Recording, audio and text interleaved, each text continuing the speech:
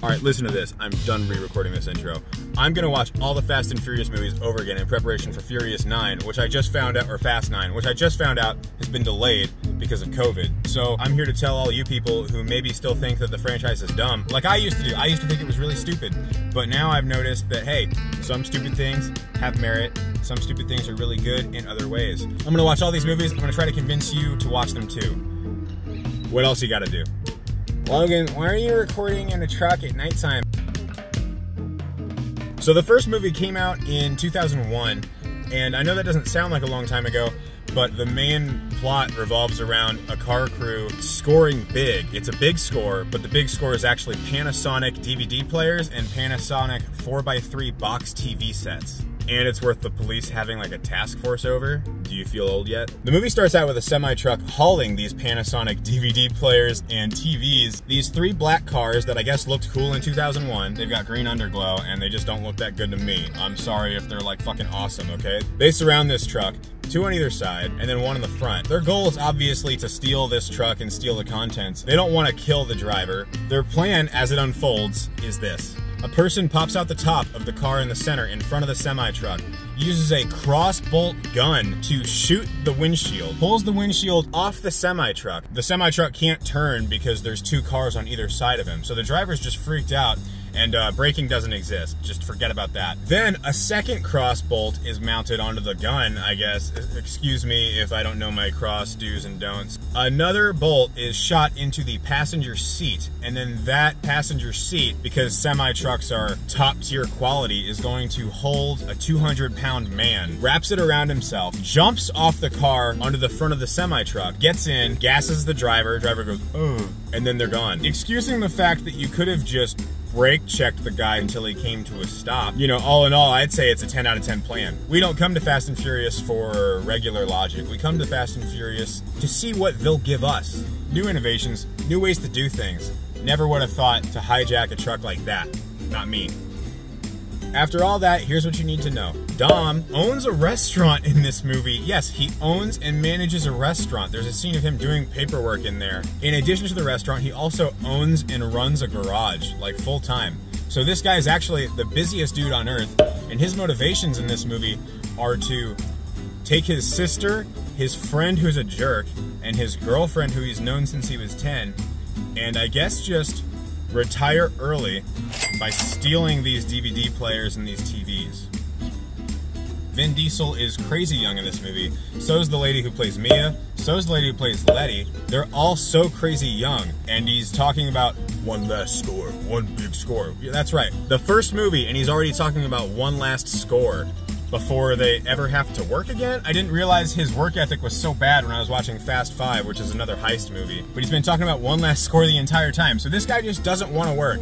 If you didn't own a restaurant and a garage, maybe you wouldn't be so stressed out. Maybe you could work. Oh my God. Another thing you need to know about this movie, Brian, Paul Walker, is an undercover cop. He's wondering who's stealing these DVD players, who's stealing these TVs, who's making mad stacks off these DVD players. It's Dom, obviously. Brian goes to Dom's restaurant. He orders a tuna sandwich from Mia. Vince makes fun of Brian for no reason for liking tuna. I'll have the tuna, no crust.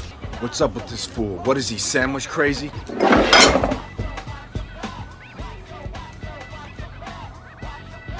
Well, thanks a lot, Mia.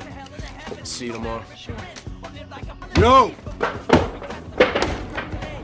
Try Fat Burger from now on. You get yourself a double cheese with fries for $2.95, faggot. I like the tuna here. Bullshit, asshole. No one likes a tuna here. Yeah, well, I do. Watch your back! You want a fucking sandwich at this restaurant? Fuck no. Get the fuck out of here, okay? My name's Vince and I don't like you. At the end of it, they kick his ass, and then Dom pulls Vince off of Brian, and then he tells him, hey, never come back here again. I'm Vin Diesel. Any normal person would never come back again. He shows up at this late night street race that Dom's at. All of Dom's friends are there. That's important. Reason number whatever to watch this movie, look at this effect.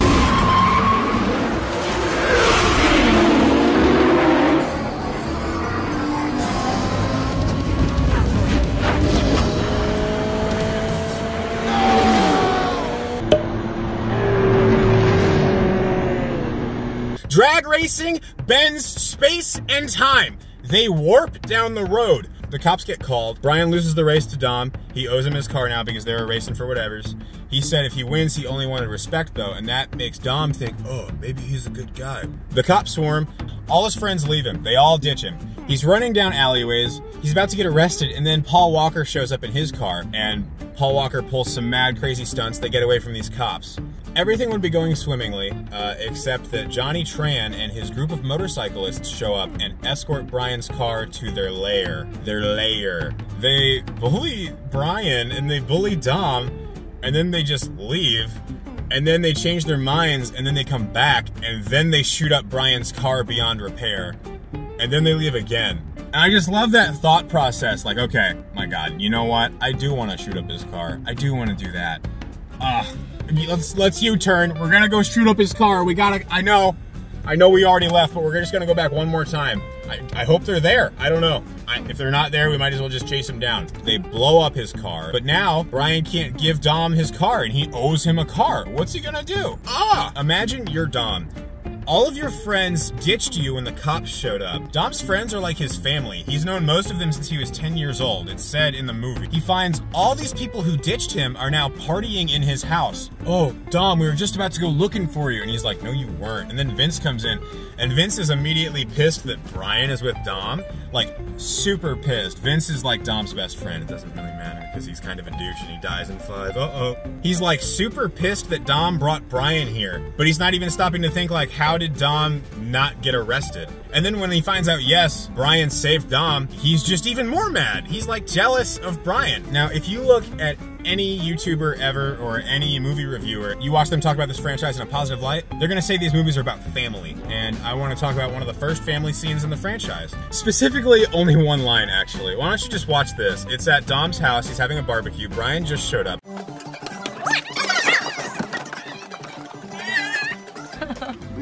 Wait, hold on. Because you were the first out of everybody here to reach in to get the chicken, you say grace. Come on. Thank you for providing us with the direct port nitrous injection, 4-core intercoolers, and ball bearing turbos, and titanium valve springs. Thank you. Amen. After that, everybody laughs, and then Letty says, pray into the car gods, huh?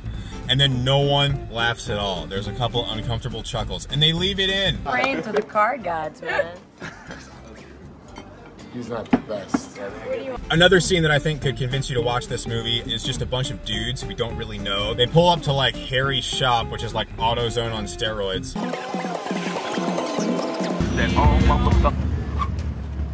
Alright, well that's valet parking.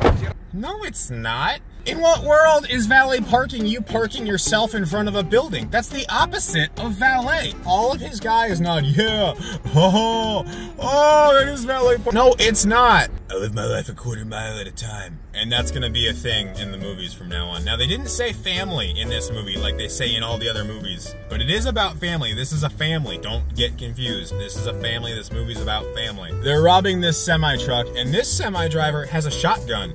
So once again, the crossbolt plan is going into effect, and Vince gets fucking shot with a shotgun by this trucker. Now he's on the hood, he's got his cable wrapped around him, and he's trying to dodge bullets, and the whole time his Dom is like, no, I can't get closer. I'm coming to get you, Vince. But he's like not bringing his car close enough for Vince to get off. I can't unhook myself. I can't unhook myself, Dom. But he's got like both his hands free, just hanging from the seat.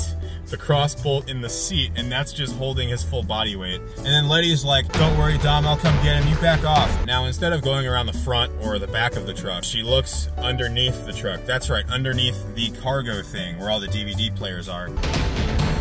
This is an action movie. She jolts her car to the left and swings under as hard as she can underneath the truck to the right. Takes a minute for her to recover, then pulls back up, gets up to the front. She doesn't help at all. Brian shows up. He shows up and he's like, oh no. Vince gets pushed over to the side. The cord's wrapping around his arm, pulls Vince off, pulls over, and he's like, he's gonna be dead in 10 minutes unless I call a helicopter. And then on the phone in front of Dom, outs himself as a cop, getting a helicopter ambulance out here. And then he just randomly pulls up back in the city next to Dom. Dom's like, I used to race here all the time. When this light turns green, I'm gonna go for it. And then Brian's like, yeah, I'm gonna go for it too. and then they gun it, and a train track thing, they start going down. The little arms, they start ding, ding, ding, they start going down. And then Brian looks at Dom, and then Dom looks at Brian. And instead of showing any concern about the incoming train, they just gun it. They barely miss the train. And then Dom holds like a slightly long eye contact with Brian because he's like, wow, he just risked his life to race me. I feel like we might be bros.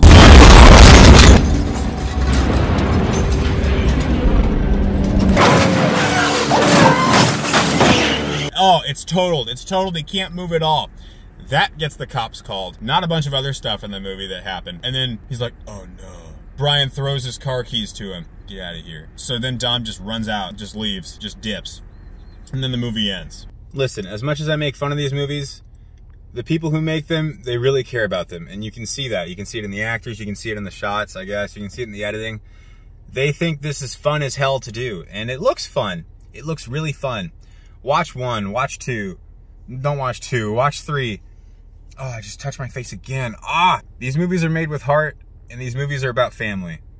They don't pretend to be anything more than what they are, than what these movies are. And they don't shy away from it. These movies are worth your time, especially at a time like this. So be safe out there. Make sure you're licking your hands before you go into places, okay? I don't know why nobody's giving that advice, but you need to lick your hands and then just, you know, touch everything, okay? Just touch everything that you can. I've been doing it, and it's been working wonders for me. I feel really good. Roads? Where we're going, we don't need roads.